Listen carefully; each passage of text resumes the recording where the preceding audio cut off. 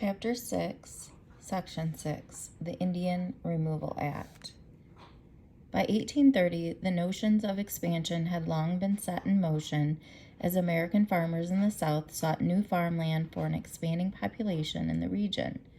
For decades, Americans in the South had lived side by side with indigenous nations in both peace and conflict. U.S. presidents sought to find solutions that benefited both Americans and, in their minds, the indigenous populations. The issues of land use and the property rights for indigenous people would reach its tragic culmination for many tribes in the United States with the election of Andrew Jackson, a famed Indian fighter and Southerner, to the presidency in 1828. Washington and Indian Nations. From the very beginning of the United States government under the Constitution, presidents were instrumental in establishing the policies that would guide the nation's relationship with tribal nations. George Washington had long felt that Indian tribes would eventually assimilate into more dominant American culture expanding around them. To help tribes, they would be given tools for farming to transition their ways from hunting, which Americans at the time called savagery, and treaties, to agriculture, which Americans at the time called civilization. In a 1796 letter to the Cherokee Nation, Washington stated the key to their survival would be to build houses, grow crops on large farms, and raise animals. They should give up hunting, which couldn't be relied on to feed their people. And if they did so, the future U.S. government would enforce the treaties and laws for the preservation of peace, for the protection of your lands, for the security of your persons, for the improvement in the arts of living, and to promote your general welfare. These promises to the Cherokee would not be kept. As President Washington placed indigenous affairs under the direction of the executive branch, choosing to view tribes as foreign nations, not citizens of a state, the policy would set the stage for future conflict between the rights of the states and the federal government that continued to this day. His administration set forth policies that looked to recognize tribal ownership of lands and set to establish treaties with tribes that were to last forever. Even after early treaties were put into place, white encroachment onto tribal lands caused Seneca leaders to complain to Washington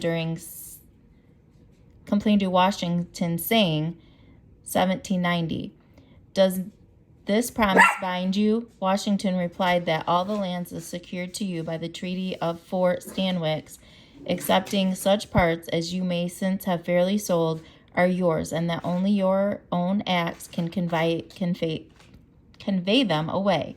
Washington's firm stance to federally protect indigenous lands would be challenged by future U.S. leaders. After the Federalists departed from the presidency, Thomas Jefferson took on Indian Nation issues by continuing to pursue treaties that would tie indigenous groups to the United States government, keeping them from allying with European powers. Jefferson also wanted to gain land for the United States through these treaties and establish trading relationships. He also set out to continue the civilization program that Washington had also suggested.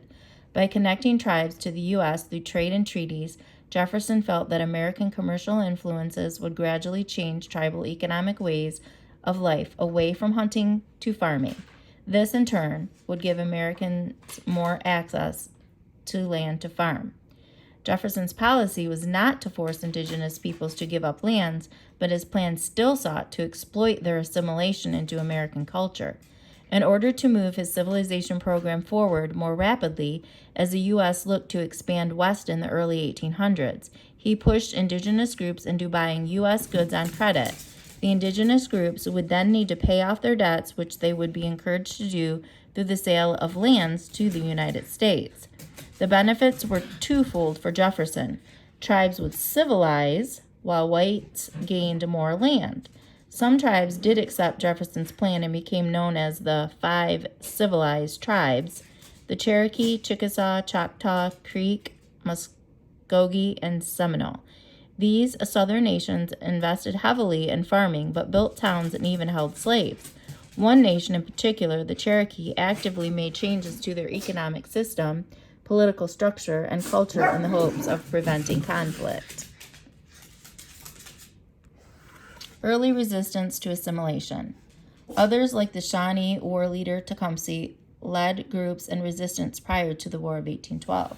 In a confidential letter to Congress in early 1803, as Jefferson set his eyes on the exploration west and what would soon become the Louisiana Purchase, he reflected on his plan for the indigenous people in the East.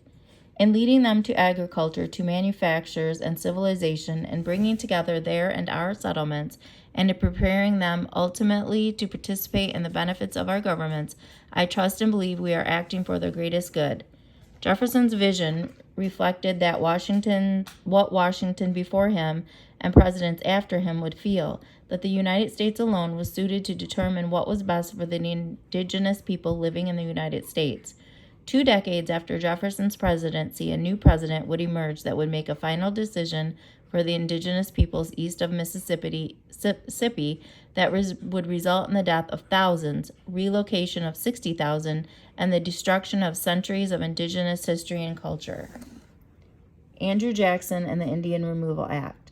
The emergence of Andrew Jackson and his new political party, the Democrats, had a profound influence on the political and cultural landscape of America through the 1820s and up to his election in 1828 and beyond. This new period, often called Jacksonian democracy, is addressed in more detail in the Northern Industry Booms chapter next. In his final address to Congress in 1825, James Monroe stated that the removal of the tribes from the territory which they now inhabit would not only shield them from impending ruin, but promote their welfare and happiness. Experience has clearly demonstrated that in their present state it is impossible to incorporate them in such masses in any form whatever into our system.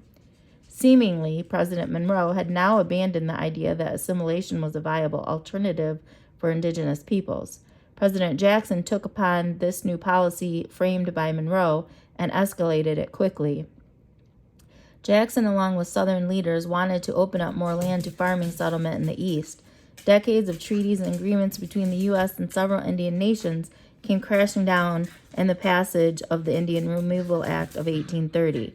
Jackson's pressure he put on Congress was enough to get the controversial bill through by slim margins in the Senate, 28-19, and in the House of Representatives, 101-97. The act would authorize the president to remove the indigenous people living east of the Mississippi River to lands in the West. Congress created the Indian Territory in what is today Oklahoma as a land that would become the new home to a variety of culturally unique and independent nations that had never set foot on that land. It will separate the Indians from the immediate contact with settlements of whites, free them from the power of the states, enable them to pursue happiness in their own way and under their own rude institutions, will retard the progress of decay, which is lessening their numbers, and perhaps cause them gradually, under the protection of the government and through the influence of good counsels, to cast off their savage habits that became an interesting, civilized, and Christian community. In this picture it says, after reading Jackson's speech and then seeing this cartoon, what message is being sent by the author about Jackson's professed compassion for indigenous people?